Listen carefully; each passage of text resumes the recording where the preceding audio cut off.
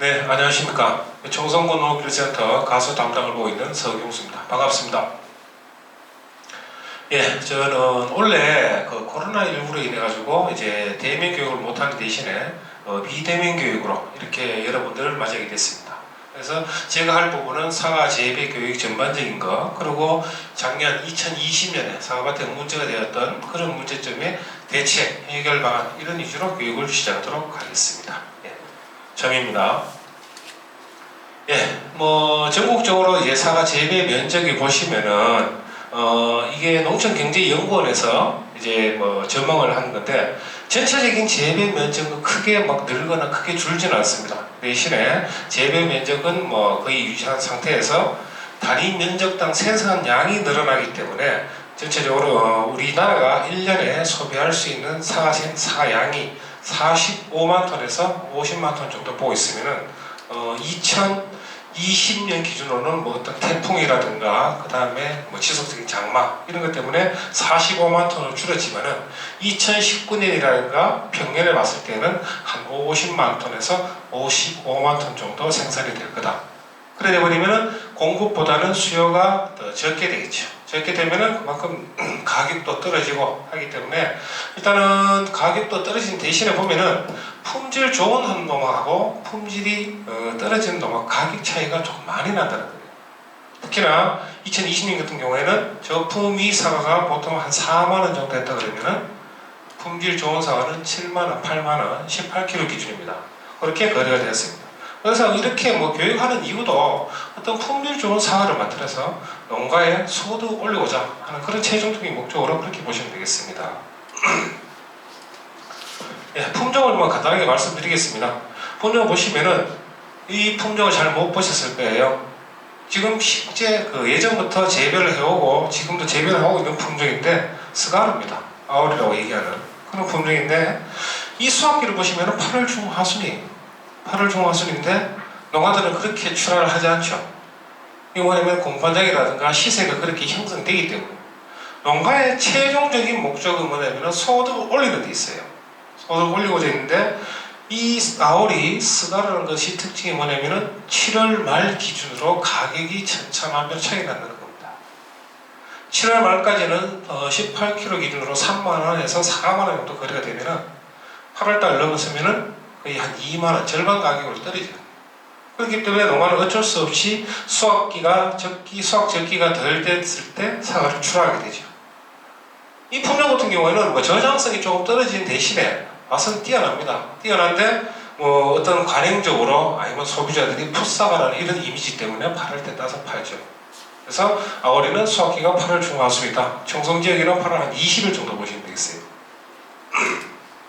다음은 시나노 스위트입니다.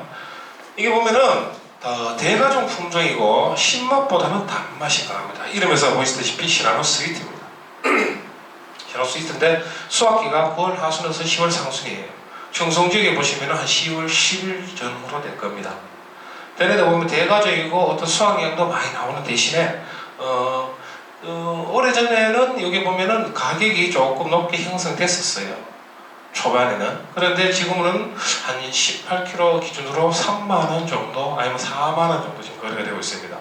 가격이 떨어질 때는 한 2만원에서 2만 5천 정도 거래되고요. 그런데 다음 사진을 보시면은 이게 안동 공판장에서 찍은 사진이에요. 이 날짜가 언제냐면 8월 10일입니다. 8월 10일에 보면은 아오리 대가종 품종이 아닙니다. 그죠? 대가종 품종이 아닌데 6단위가 93,000원 나왔어요. 93,000원. 보통 4만원, 35,000원 이래 나오던 게 93,000원. 그 두 배로 뛰었습니다. 그러다 보니까 사과 물량이 딸리기 때문에 이렇게 가격이 높게 형성된 거예요. 그러다 보니까 수확기도 안 된 시나노 스위트가 벌써 이 시기에 나오는 겁니다. 2달 일찍 나오는 거죠. 그런데 2달 일찍 나왔을 때 가격이 낮게 형성돼야 정상인데 보면은 3단위가 18만원 나왔습니다. 아오리가 2배 정도, 기존 가격이 2배 정도 나오는데도 불구하고 이 시나노 스위트는 거기에 2배. 그러니까 농가들이 안 낼래야 안 낼 수가 없다. 이렇게 자꾸 상인들이 유도를 하는데, 저희 어떤 행정이라든가 이 지도사 입장이라든가 봤을 때는 사과를 수확 적기에 그 품종 고유의 특징이 나타날 그런 시기에 부족하다고 봅니다. 네, 그래서 시나노 스위트는 10월 10일 전후에 수확기다 그렇게 말씀드리겠습니다. 그 다음에 아리수라 썸머킹인데 국내 육성 품종이죠. 사과 연구소에서 육성을 해서 아리수 같은 경우에는 홍로를 대체할 수 있는 품종, 그 다음에 썸머킹은 스가루를 대체할 수 있는 품종이라고 보시면 돼요. 그래서 아리수는 홍로보다는 수확기가 한 일주일 정도 빠르다. 그 다음에 썸머킹은 스가루보다 수확기가 일주일 정도 빠르다. 네, 그렇게 보시고, 아마 재배적인 이렇게 특징 이런 것들은 사실상 뭐 이 유튜브 교육을 하다 보면은 짧고 팩트 있는 교육이 중요하지 길게 늘어지면은 여러분들이 좀 실증이 나거나 이럴 것 같아서 이런 품종이 있다고만 말씀을 드리겠습니다. 그 다음 가목입니다. 가목 문경 쪽에서 많이 하죠. 특징이 뭐냐면은 동록이라고 그러죠. 삽이 동록이 많이 끼는 특징이 있고, 그 다음에 고도병, 칼슘 부족에 의한 고도병이 많이 발생하는 품종인데, 최근에 이 품종 같은 경우에는 당도가 상당히 높습니다. 17브릭스, 18브릭스 뭐 이래 넘어가기 때문에 단맛이 상당히 강해요. 특유의 향이 있기 때문에 문경에서 특화된 품종이고, 최근에 다른 지역에서도 이렇게 선호하는 품종으로 부각되고 있습니다. 그 다음에 청송 지역에서 이제 많이 밀고 있는 황금사과지 시나노 스위트인데, 시나노 골드 추첨, 시나노 골드 수확기가 10월 중하순, 아까 시나노 스위트와 수확기가 비슷하고, 이 시기에 보면은 일단 시나노 스위트는 단맛이 강한 반면에 이거는 산미가 보통 한 0.4, 후지 같은 경우에 한 0.35 정도 됐으면은 이거는 후지보다는 산미가 조금 강하다. 당도도 14브릭스 정도 나와요. 뭐냐면 오른쪽에 보이는 사과랑 왼쪽에 보이는 사과랑 좀 틀릴 겁니다. 보시면은 농가의 어떤 가맹적으로라든가 그 다음에 아까 스가루와 마찬가지로 가격대가 높게 형성될 시기에 농가들이 낼 수밖에 없는 그런 상황으로 놓여져 있어요. 그런데 이 품종 같은 경우에는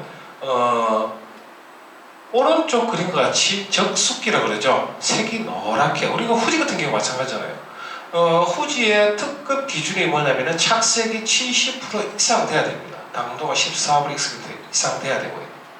근데 이 같은 경우에는 빨갛게 착색이 안 되는 대신에 이렇게 노랗게 적숙기가 되면서 노랗게 색을 띄어야 품종 고유의 특성, 당도와 산도가 이렇게 어우러지는데, 지금 왼쪽에 보이는 이런 사과 같은 경우에는 좀 푸르스름하죠. 아주 수확기가 덜 됐어요. 근데 어떤 공판장애를 냈을 때는 오른쪽보다는 왼쪽 놈이 가격이 높게 형성되기 때문에 농가들이 그렇게 내는 거예요. 이 같은 경우에는 어떤 다른 중생종, 홍로라든가 이런 것보다는 저장력이 뛰어나기 때문에 적숙기의 수확에도 충분히 저장성이 있습니다. 그 다음에 향후 어떤 그 후숙 과정을 거치더라도 어떤 저장성에 뭐 크게 차이가 없기 때문에 이렇게 저희가 이 작년하고 재작년에 이제 저장성 테스트를 좀 하고 있습니다. 그래서 10월 달에 수확을 해서 이듬해 3월, 4월 해서 이제 수확을 하면서 어떤 경도라든가 이런 걸 보고 있는데 크게 차이가 없어요. 그렇기 때문에 충분히 적숙기가 되도록 생육 기간을 거친 다음에 수확을 하시라. 이걸 꼭 말씀드리고 싶습니다. 이 뭐 육성 기간을 뭐 일반 나가노 가소 신청이 됐습니다. 그 다음에 특징이 뭐냐면 단가지 계통입니다. 가지가 짧게 홍로처럼 그런 계통들이고, 하나가 문제점이 뭐냐면은 이렇게 수확기가 늦게 됐을 때 이렇게 빨간색 점이 박힌 거예요. 빨간색 점이. 그래서 우리가 병반 동정을 위해서 해봤는데 탄저라는 이런 균은 안 나오고 일단 생리적인 작용이다. 그래서 여름철 고온에서 어떤 수분이 과다하게 손상됐을 때 대량이 발생하면서 이렇게 되는 게 아닌가. 그래서 그 방지 대책으로는 여름철 고온기 때는 어떤 미니 쿨러, 스프링쿨러를 돌리거나 하면서 가원 내 온도를 떨어뜨리면은 이런 문제가 많이 해결되지 않겠나. 그리고 이 배꼽 부분에 열과가 발생하는 것은 특히나 모든 품종들은 마찬가지입니다.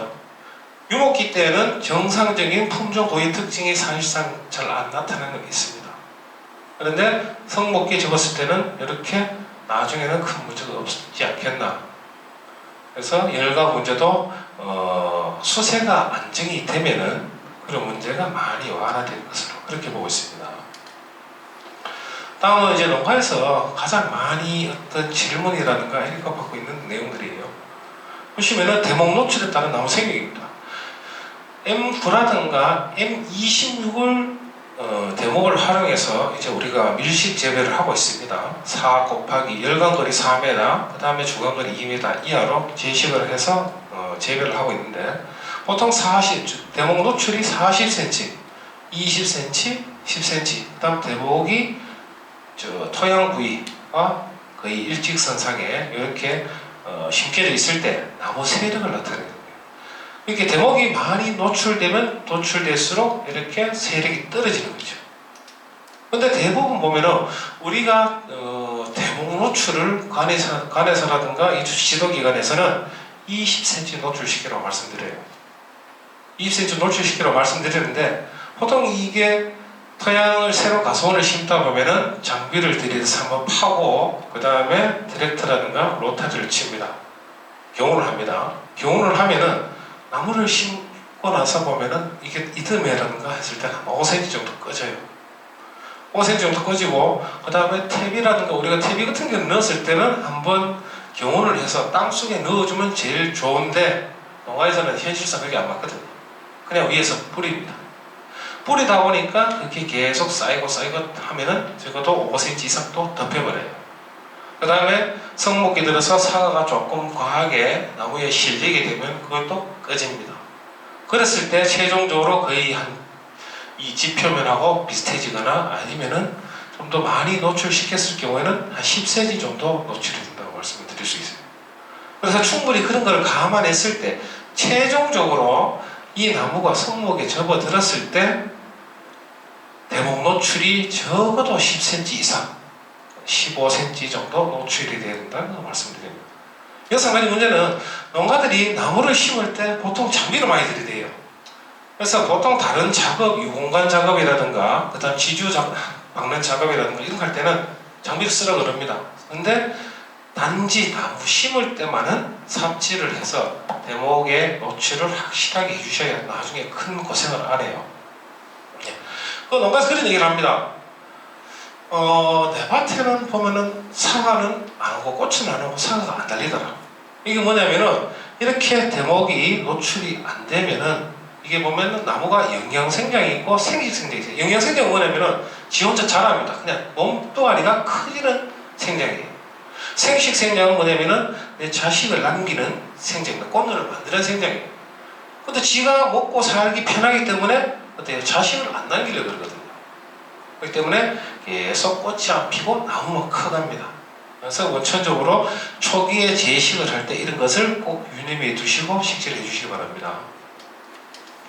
그래서 일단은 또 심어놨습니다. 심어놓고 나면 어때요? 방법이 없잖아요. 나무를 다시 뽑아 올릴 수도 없고.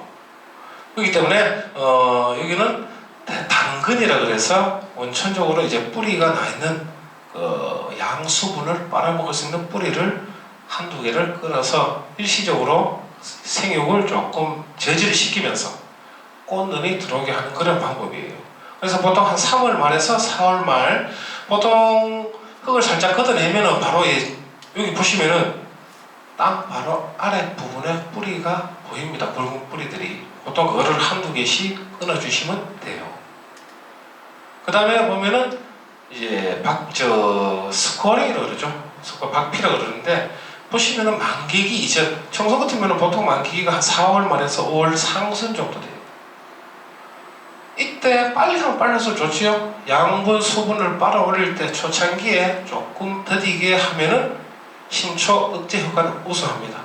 근데 그 이듬해 어떤 꽃눈이라든가 그 다음에 꽃이 피는 이게 보면은 개화율을 그러죠. 개화율이 좀 떨어져요. 그런데 만개 이후 한 5월 상순 이후에 이런 작업을 하면은 그 다음 해에 개화 꽃눈 형성이 많이 된다. 그래서 만개기 이후로 하는 것을 추천드리고 싶습니다. 그 다음에 좀 전에 했던 거는 어떤 물리적인 이런 방법이라고 그러면은 지금은 이 화학적인 방법으로 신초 억제 호르몬을 살포하는 것이 비비풀인데, 이 같은 경우에는 한 말에 한 12.5mm 정도 합니다. 농가에서 가장 여기서 놓치는 게 뭐냐면은 살포 시기를 보시면은 개화 직후입니다. 거의 만개 직후 며칠 한대요. 그래서 신초 길이가 한 3에서 5cm인데 그 이하로 됐을 때 처여지만이 충분한 효과를 보는데 그 시기를 보통 꽃 피고 난 다음에 꽃 따고 적과 하느라고 하다 보면은 시기를 놓쳐버립니다. 그래서 필요하실 때는 신초 길이가 5cm 이일 때 살포를 시기를 맞추시라 그런 말씀 드립니다. 그런데 사실 이것도 호르몬이기 때문에 적극 권장해 드리지는 않습니다. 워낙 꽃이 안 오고 어떤 세력이 너무 좋아지니까 임시방편을 하는 건데 자연적으로 어떤 사람과 마찬가지로 인체에 어떤 밸런스를 그리죠. 자체적으로 맞춰주는데 인위적으로 호르몬을 자꾸 쳤을 때에는 이 호르몬 균형이 깨져버리거든요. 그래서 임시방편은 꽃눈을 만드는 목적으로 1, 2회 정도만 살포를 해라. 이 같은 경우에는 보면은 M9 대목하고 실생 대목인데 실생 같은 경우 만약에 이제 M9 대목이 땅에 묻힌 상태로 보시면 돼요. M9 대목이 땅에 묻혀버리면 어떤 실생처럼 어떤 생육을 나타내는데 M9 대목이 노출됐을 때 살포하는 거랑 그 다음에 M9 대목이 묻혀서 실생화됐을 때 살포하는 그런 차이를 보시면은 이게 컨트롤입니다. 살포 안 한 거고 그 다음에 이거 보시면은 살포를 했는 겁니다. M9라든가 그 다음에 M159이 실생이죠. 하면은 M9 대목을 했을 때 어떤 생육이 신초가 짧아지는 걸 볼 수 있어요. 근데 실생을 했을 때는 큰 차이가 없다. 컨트롤하고 큰 차이가 없기 때문에 지금 기존에 M9 대목이 묻혀있다 그러면은 이 비비풀의 효과는 거의 없다고 보시는 이런 실험 결과입니다. 그래서 원천적으로 아까 말씀드린 뿌리를 접목 부위를 좀 파내고 그 다음에 당근을 하지 않는 이상은 화학적으로는 사실상 불가능하다. 이런 걸 말씀드릴 수 있습니다. 원래 참 문제 많았습니다. 그죠? 문제가 많았는데 동해입니다. 그죠? 동해인데 보통 우리가 사과나무 어떤 뿌리라든가 이 주간 부위가 겨울철에 동해를 입는 온도는 보통 영하 한 25도 정도 떨어져야 돼요. 그런데 제가 청송에 이치도서 생활하면서 영하 25도로 이하로 떨어진 적을 본 적이 없습니다. 많이 떨어진 게 영하 한 22도 정도 떨어진 걸 봤습니다. 그래서 흔히들 농가들이라든가 보통 교육 많이 받으신 분들은 알고 계시죠? 동해는 언제 온다? 봄에 오는 거예요. 보면은 우리가 봄철 2월 말이나 3월 초 지온이 보통 지온이 한 10도, 6도에서 한 10도 정도 사이가 되면 뿌리가 활동을 하기 시작해요. 그럼 그때 되면 이제 물을 빨아먹죠. 물을 빨아먹으면 그때 한 3월 상순 됩니다. 3월 상순 되면 밤 기온은 영하로 떨어져요. 물이 중앙부에서 올라갑니다.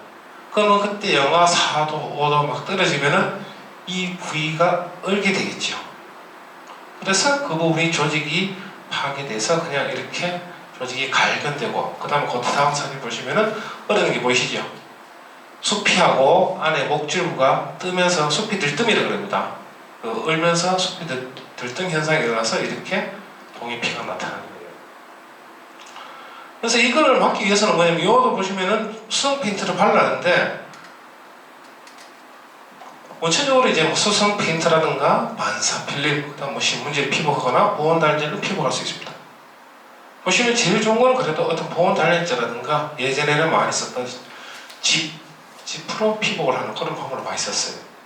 근데 지금은 이제 논에서도 보면은 수확하고 나서 그거를 다시 경운을 해서 논에다가 넣어주면 좋은데 안 하지. 사료라든가 이런 작물로 쓰이고 하다 보니까 집을 구하기도 힘들어요. 그렇기 때문에 농가에서 제일 많이 쓸 수 있는 거는 거의 신문지요. 이 보온 단열재도 유목기, 이 나무 직경이 가늘 때에는 그래도 가능하지만 점점 붉어져 버리면은 이것도 많이 쓸 수가 없으니까 신문지를 많이 해요. 그 다음에 백색 페인트, 노포. 근데 신문지를 피부했을 때 보면은 예전에 우리가 TV 광고라든가 이런 거 보면은 적용이 있습니다.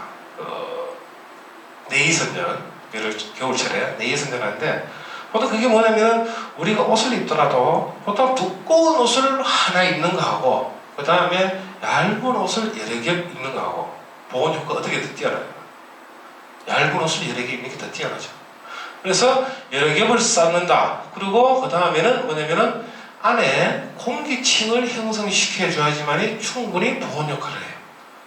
그래도 꼼꼼하신 분들은 보면 이 나무에 바짝 붙여서 쌉니다.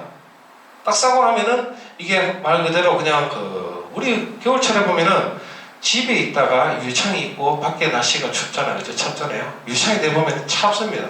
근데 그 안에 공기층이 형성되고 그 다음 이중창일 경우에 안쪽에 보면은 따뜻함을 느낄 수 있어요. 그래서 충분히 공기층을 형성시켜주고 위 아래쪽에 이렇게 일본 그게 뭐 테이프라든가 끈으로 감아서 충분히 공기층을 형성시켜줘야지만이 충분히 효과를 볼 수 있습니다. 그 다음에 백색 페인트. 보통 우리가 뭐 책이라든가 이런 쪽에 1:1 페인트 1, 그 다음에 물 1 정도 섞어서 하는데 이 원리는 낮에 강한 햇볕을 받아서 이 나무의 온도가 올라갑니다. 올라가면은 그만큼 어떤 봄철에 뿌리에서 물을 빨아먹는 그 다음에 이런 속도가 빨라지기 때문에 조개 하기 때문에 그거를 조금 더 늦춰주는 거예요. 우리 흰색 같은 경우는 빛을 반사시킵니다. 반사시켜서 나무의 온도를 좀 틀어서 주 야간의 온도 차이를 조금 좁혀서 좀 더 뒤늦게 물이 우러도록 하는 그런 방법이죠. 그래서 1:1로 섞는데 이거는 뭐 크게 1:1의 의미는 없습니다. 조금 더 뻑뻑하면은 물을 좀 더 섞고 이렇게 해서 충분히 쉽게 바를 수 있을 정도로 그렇게 해석하시면 돼요. 그래서 동해만 오면은 뭐 크게 문제가 뭐 한 3분의 1 이하 정도 필주 조직이 피해를 입어버리면요 회생 가능할 수가 있어요. 세력만 떨어지고 하기 때문에 충분히 젓갈을 좀 많이 따내고 사과를 많이 따내고 그 다음에 어떤 요소라든가 영양제 그 다음 이런 복비를 연면시비에 있어서 초기에 수세를 좀 잡아서 올려주면 됩니다. 그런데 문제는 뭐냐면은 이렇게 동해 피해를 입으면은 이 부분에 약간의 알코올성 냄새라든가 해서 시큼한 냄새가 납니다. 그런 냄새가 나기 때문에 2차적으로 이 조음이 달게 됩니다. 이 조음은 뭐냐면은 이렇게 나무 중안에 파고 들어가서 그 안에 조직을 썩게 만들죠. 부패시켜서. 그렇기 때문에 이 조직이 물이라든가 영양분의 통로를 부패시키기 때문에 나무가 전체적으로 죽어 넘어가는 호사 현상이 일어나죠. 사실상 뭐 3, 4월 이때는 크게 증상을 잘 볼 수가 없어요. 워낙 바늘구멍만한 크기이기 때문에. 그런데 보통 한 5월달 정도 접었으면 얘들이 나무가 가지 끝에서부터 잎이 말라들어요. 그래 일본 농가들은 가지 끝에서 이제 좀 말라들어가니까 이거 뭐 하상병 아니냐 이런 얘기를 많이 해요. 그런데 얘가 보면은 어떤 물 조직, 물관이라든가 그 다음에 체관, 양분의 통로를 죽이기 때문에 맨 이 통로 조직하고 먼 데서부터 말라들어갑니다. 그렇기 때문에 실실 가는데 연세 드신 분들은 사실 이 구멍이 너무 작아서 잘 볼 수가 없죠. 그래서 이게 나무좀이 언제 발생하느냐? 이 동해 피해가 조금 나타난다 싶으면은 그 다음 이 좀 방제를 해주셔야 돼요. 보시면은 이 정도 들어가면 그 나무가 뭐 살아남지 못하다 보니까. 그래서 어떤 요 보면은 침입 국물 하얀 가루가 나오는데 뭐 톱밥처럼 비슷하게 나옵니다. 보면은 공생균이 자라요. 여기 보면 암프로시아균인데 얘들이 보면 유충의 먹이가 돼요. 그래 그 균을 만들기 위해서 나무를 썩 해야 되는 거예요. 그래서 근데 이 활동 시기는 보통 낮 기온이 20도 뒤에 나오는 건 없네. 낮 기온이 20도 이상이 한 2, 3일 정도 연속되는 그런 시기에 많이 발생합니다. 근데 연 2회 발생해요. 근데 보통 성충이긴 한데 한 4월, 3, 4월에 한 번, 그 다음에 한 8월 정도에 한 번, 2번 정도로 보시면 돼요. 근데 한 7, 8월에 나타나는 것들은 보면은 나무 생육이 왕성하기 때문에 어떤 조암의 침입이 거의 없습니다. 그런데 동해를 입으면 어떤 유인 물질, 상큼한 시큼한 냄새가 나기 때문에 그때 달려들어요.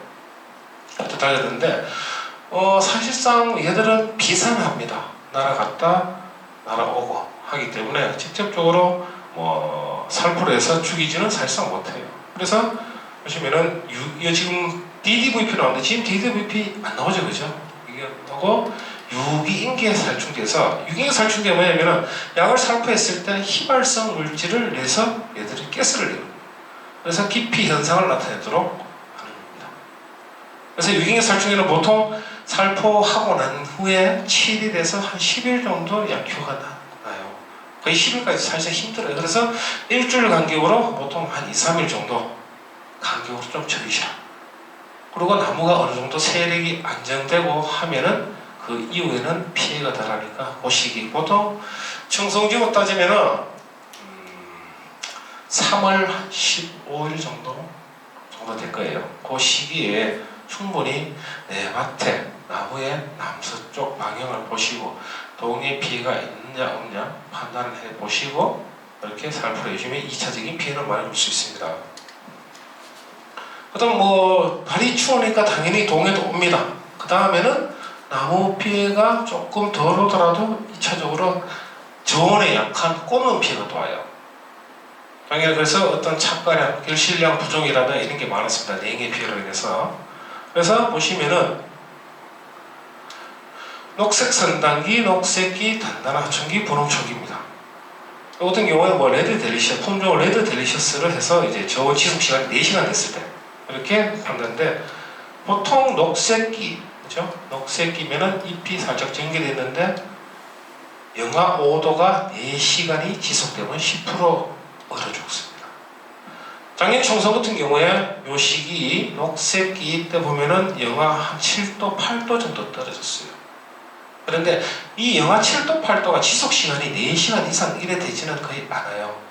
제일 뭐 추운 게 최저 기온이 그렇고요.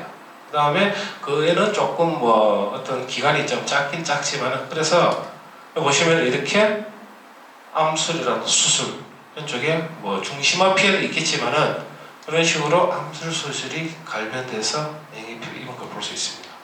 그래서 뭐 중심화가 이렇게 됐을 때는 축하의 사과를 달아야죠. 근데 어떤 것들은 보면은 전체적으로 다 갈변되는 것을 볼 수 있었습니다. 이거는 정상적인 꽃이고요. 이 같은 경우에는 5개, 6개의 꽃 중에 2개 정도가 지금 피해를 입은 거죠. 그래서 뭐 이 방법은 사실상 날이 춥기 때문에 예전에는 어떤 동상에 상해 피해를 막기 위해서 방상 팬이라고 설치했습니다. 그죠?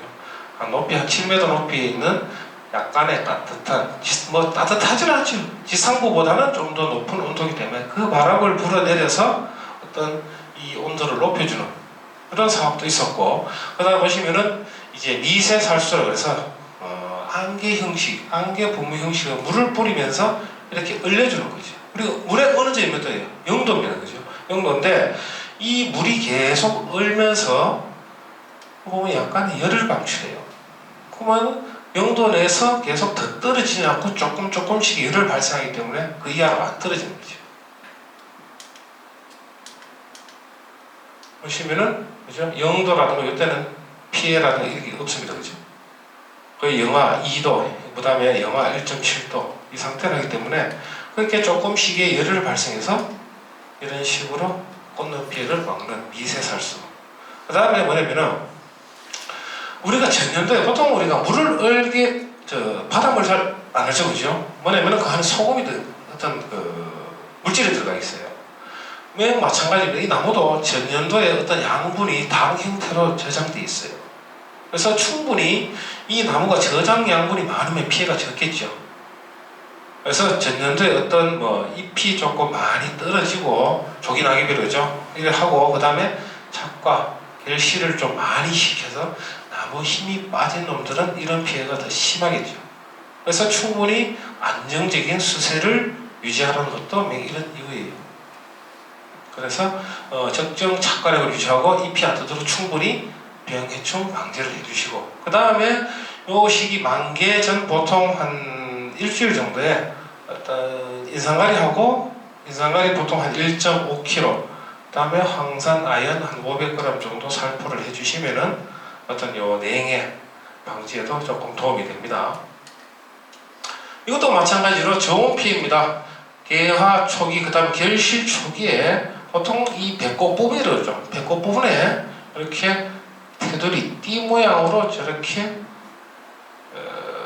뭐랄까 어떤 조직이 빨갛게 요래돼 있죠. 그래서 살짝 까보면은 이렇게 다른 어떤 노린재 피해라든가 이런 것처럼 스펀지가 되어 있습니다. 이게 좀 심한 형태지요. 보통 삽이 형태를 좀 끼거나 동록 형태를 끼거나 이런데 이건 좀 심한 경우에요. 이렇게 스펀지 형태로 벌써 거의 뭐 정상과의 역할을 못하는 거죠. 이렇게 보이는 것들은 조개 빨리 딱 주시고요. 예, 이런 식으로 돼요. 이런 식으로 되면은 크게 어떤 흠과라든가 이런 거 되지만은 요전 단계에 이랬을 때는 돼요. 거의 뭐 흠과로서도 못 쓰고 그냥 적과 대상이 되겠죠. 그래서 그리고 조금 전에 말씀드렸다시피 그렇게 어떤 저장 양분이 많고 이렇게 관리해주면 덜하다 그랬습니다. 그리고 어떤 인상가라든가 항산화를 써서 냉해 방지를 한다. 그 다음에 사람하고도 마찬가지로 몸이 튼튼하면은 이런 것들이 좀 덜하기 때문에 기화전이라든가 이럴 때 요소, 그 다음에 거기에 따른 뭐 붕소 조금 섞어서 면밀시비 해주시면은 그런 피해도 좀 덜하지 않겠나. 예, 그렇게 보고 있습니다. 또 하나입니다. 날씨가 추워지기 때문에 이렇게 사비가 많이, 동록이 많이 낍니다. 동록이 왜 낍니까? 동록이 뭐냐면은 초기에 얘들은 열입니다. 사람으로 치면 아기 피부 같아요. 아기 피부인데 어떤 저온이라든가 그 다음에 바람 이런 피해 때문에 어떤 얘들이 큐티클층이라고 그래요. 그 표면이 상처를 입어요. 상처를 입어서 이렇게 나중에 커가면서 이렇게 정상들에 나타나는 거거든요. 근데 농가도 그런 얘기합니다. 기화전에 약재를 잘못 쳐서 그런 얘기를 하는데 사과가 없는 상태에서 약을 쳤는데 어떻게 동록이 끼느냐. 사과가 있는 상태에 어떻게 동록이 끼죠. 그래서 요 시기에 보면 유각이라고 그럽니다. 유각이. 유각이는 언제냐면은 사과가 결실이 되고 보통 5월달에 착과를 그러죠. 착과가 되고 그 다음에 솜털이 벗겨지는 시기. 이게 보통 한 6월 상순까지 됩니다. 이때는 보시면은 유각의 동록을 발생하는 유제라든가 보로도액, 그 다음 구리수화제 등의 살포를 좀 삼가하고 그 다음에 뭐냐면은 SLC. 우리가 보면 기계를 스피드 스프레이, 기계를 사용해서 보면은 진짜 막 동네에서 시끄러울 정도로 그렇게 막 RPM이라고 그러죠. 높이색을 치는데 유각이 때는 어떤 바람이라든가 이런 것을 좀 줄여서 보통 뭐 기계마다 차이는 있습니다. 기계마다 차이는 있는데 RPM을 보통 한 1800 정도 좀 낮게 여름철에 하는 것보다는 좀 낮게 설정을 해서 살포를 해주시고요. 또 하나는 문제냐면은 우리가 약을 언제 칩니까? 보통 그죠? 보통 한 새벽 식재라 그러죠? 칩니다. 이 시기에 보통 새벽 5시 이때도 약을 치시는 분 있어요. 그때 되면은 5월달까지 영하로 떨어집니다. 밤 기온은. 근데 추운 상태에서 기계에다가 물을 넣죠. 그 약을 넣고 치면은 물을 뿌리는 거랑 똑같은 거예요. 우리가 사람이 여름철에 보통 이제 샤워를 하고 나오고 나면은 몸에 물기 있잖아, 그죠? 그래서 바람을 선풍기 바람을 쐬면 시원합니다. 겨울에는 어때요? 춥습니다. 더 온도를 떨어뜨려야 돼요. 그렇기 때문에 이 시기에 약을 칠 때는 조금 약을 치는 시간대를 조금 늦춰서 치면은 어떤 동록 이런 피해도 줄일 수 있죠. 근데 사실상 밭이 넓거나 이런 밭에는 또 문제가 있어요. 보통 이 시기에 봄입니다. 그죠? 그러면은 한 9시, 10시 되면 바람이 불어요. 그럼 약이 또 높이 안 올라가니까 그런 문제가 있는데 이 시기에는 잎이 많이 퍼지지 않은 상태이기 때문에 굳이 그렇게 높이까지 올릴 필요는 없어요. 그래서 RPM도 좀 낮춰도 되고 하기 때문에 조금 시간대를 좀 더 늦추면은 동록 피해를 예방할 수 있다.